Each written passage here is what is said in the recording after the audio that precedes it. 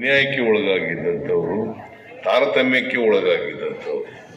ಅದಕ್ಕೋಸ್ಕರ ಅವರಿಗೆ ಶಕ್ತಿ ತುಂಬಬೇಕು, ಅವರನ್ನು ಆರ್ಥಿಕವಾಗಿ ಸಾಮಾಜಿಕವಾಗಿ ಸಬಲರನ್ನಾಗಿ ಮಾಡಬೇಕು ಅಂತಲೇ ನಾವು ಶಕ್ತಿ ಯೋಜನೆ ಮತ್ತು ಗೃಹಲಕ್ಷ್ಮಿ ಕಾರ್ಯಕ್ರಮಗಳನ್ನು ಜಾರಿ ಮಾಡಿರ್ತಕ್ಕಂಥದ್ದು ಇರಬೇಕು. ಅವ್ರಿಗೆ ಕೊಂಡ್ಕೊಳ್ತಕ್ಕಂಥ ಶಕ್ತಿ ಜಾಸ್ತಿ ಆದಾಗ, ಅವರು ಹಣ ಉಳಿತಾಯ ಮಾಡಿದಾಗ ಅವ್ರಿಗೆ ಆರ್ಥಿಕವಾಗಿ ಸಾಮಾಜಿಕವಾಗಿ ಶಕ್ತಿ ಬರಲಿಕ್ಕೆ ಸಾಧ್ಯ ಆಗ್ತದೆ.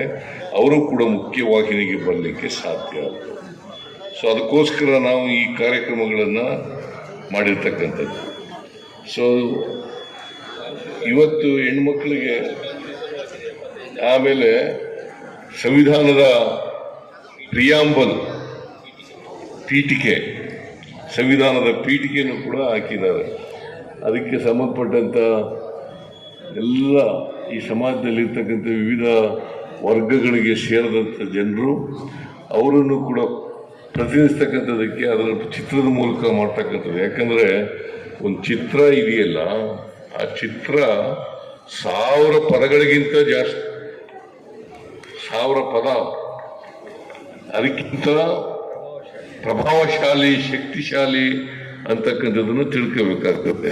ಯಾಕೆಂದರೆ ಚಿತ್ರದ ಮೂಲಕ ಇಡೀ ಬದುಕನ್ನು, ಇಡೀ ಜನಜೀವನವನ್ನು, ಇಡೀ ಸಂಸ್ಕೃತಿಯನ್ನು, ಇಡೀ ಸಂಪ್ರದಾಯವನ್ನು, ಇಡೀ ನಮ್ಮ ಪರಂಪರೆಯನ್ನು ತೋರಿಸ್ತಕ್ಕಂಥ ಕೆಲಸ ನಡೀತದೆ. ಸೊ ಅಂಥ ಒಳ್ಳೆಯ ಕೆಲಸವನ್ನು ಚಿತ್ರಕಲಾ ಪರಿಷತ್ನವರು ಮಾಡ್ತಾ ಇದ್ದಾರೆ. ನಾನು ಅತ್ಯಂತ ಸಂತೋಷದಿಂದ 22ನೇ ಚಿತ್ರಸಂತೆಯನ್ನು ಉದ್ಘಾಟನೆ ಮಾಡಿದ್ದೇನೆ.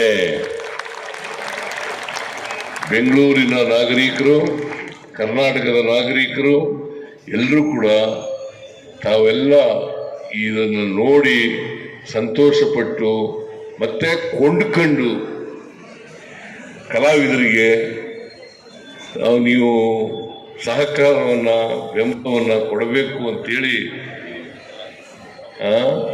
ಮನೆಗೊಂದು ಕಲಾಕೃತಿ, ಮನೆಗೊಂದು ಕಲಾಕೃತಿ ಯಾತೆಗೋ ಖರ್ಚು ಮಾಡ್ತೀವಿ ನಾವು.